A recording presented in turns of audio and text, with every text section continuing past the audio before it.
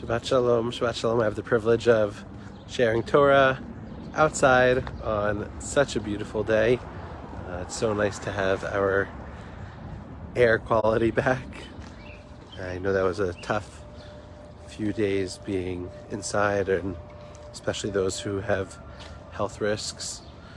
The concerns around not having clean air to breathe really is a question of life itself. I want to share a quick teaching that I heard from Rabbi Dov Linzer last night at the Chovevei graduation, where he shared about a pasuk which he brought my attention to for the first time, that following the episode of Miriam and Aaron speaking about Moshe, Miriam, of course, is banished from the camp for 7 days. And the pasuk says, "V'ha'am lo nasa ad ha'asef Miriam," that the people didn't travel until Miriam rejoined the camp, until Miriam was brought back in.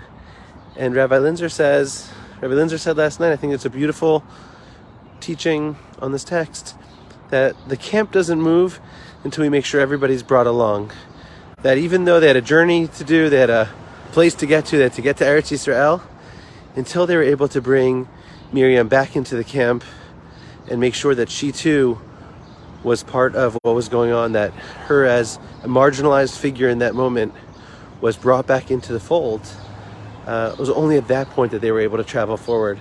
And I saw such a beautiful midrash that says that where is the zechut for Miriam? Not just the broader value of making sure that the people on the outside are brought back into the middle, but that Miriam, all those years ago, had waited and watched Moshe. When Moshe was placed on the teva as a small child, Miriam was the one who waited to make sure he was picked up and brought into safety. She was the one who watched over him from afar.